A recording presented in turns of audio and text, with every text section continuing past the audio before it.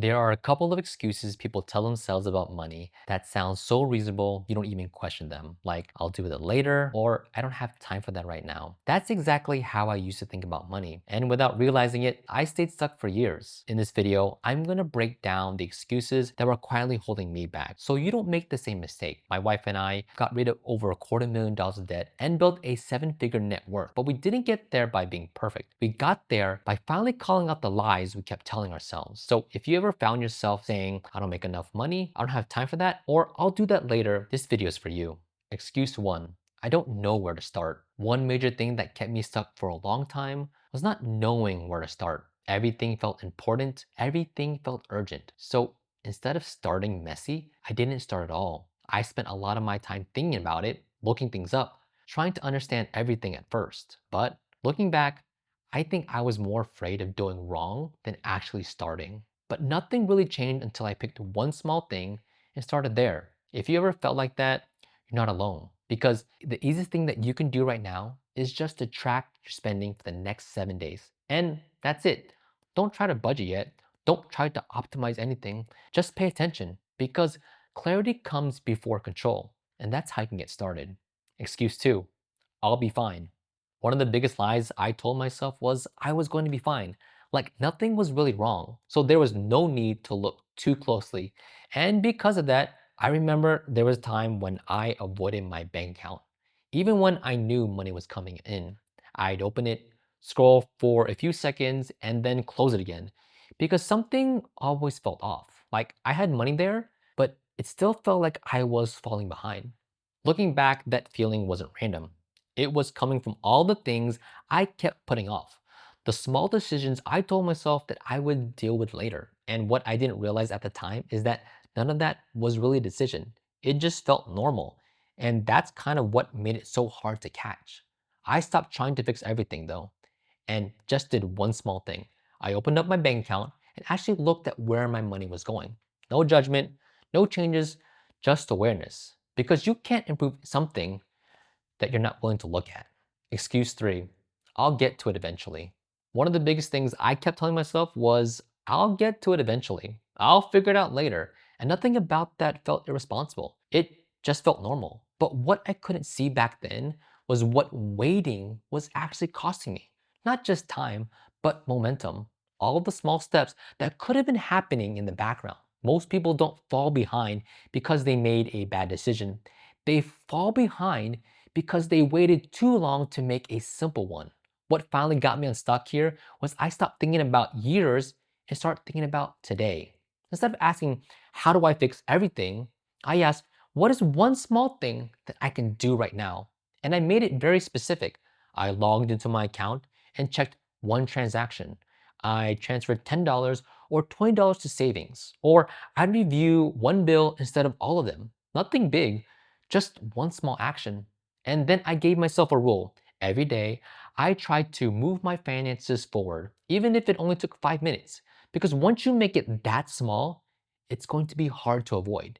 And if you want a place to start right now, open your bank account and look at your last three transactions. That's it. Don't change anything. Just look. And that habit, that's what builds the momentum. Excuse four, I'm too busy. This excuse turned into something that sounds even more reasonable. I don't have time for this right now.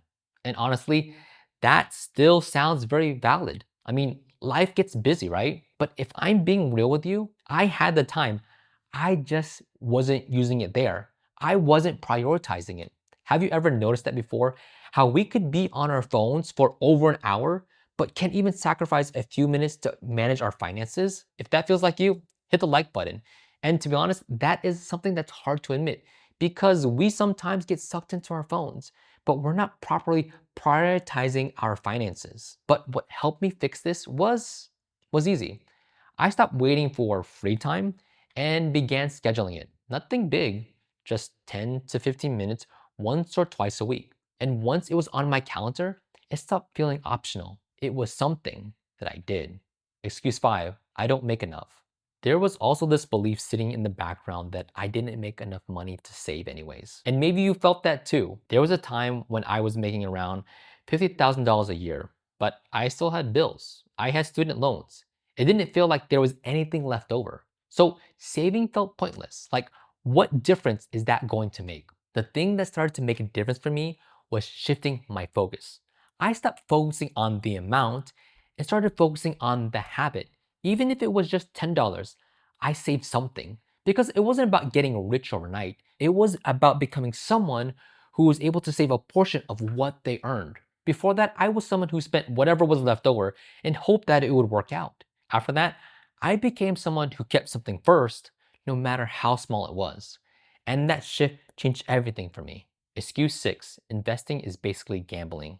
And when it came to investing, I used to think it was basically gambling. And a lot of people still feel that way right now.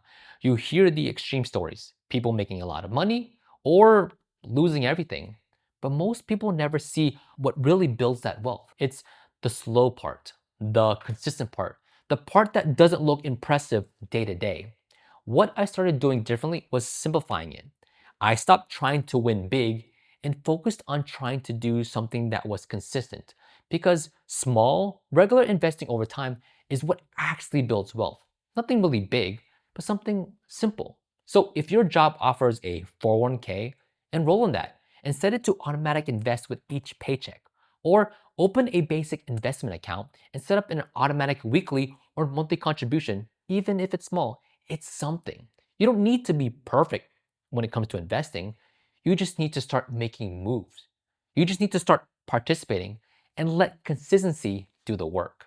Looking back now, none of those excuses made me irresponsible. They just kept me stuck longer than I needed to be because excuses feel safe. They give you a reason to wait and a reason to delay, but they also quietly keep you from making progress. What I wish I understood earlier on was that I didn't need to figure everything out. I just needed to start small and stay consistent. So if you're feeling stuck right now, there's something you can do to start this week. Open your account and look at your numbers. Then scroll through your recent transactions or your last statements so you can see where your money is actually going. Remember, you're not trying to fix anything yet. You're just trying to understand it first. Spend 10 minutes this week paying attention. Then save something, even if it's small. That's it. Remember, you don't need to be perfect. You don't need a perfect plan. You just need to start making it a point.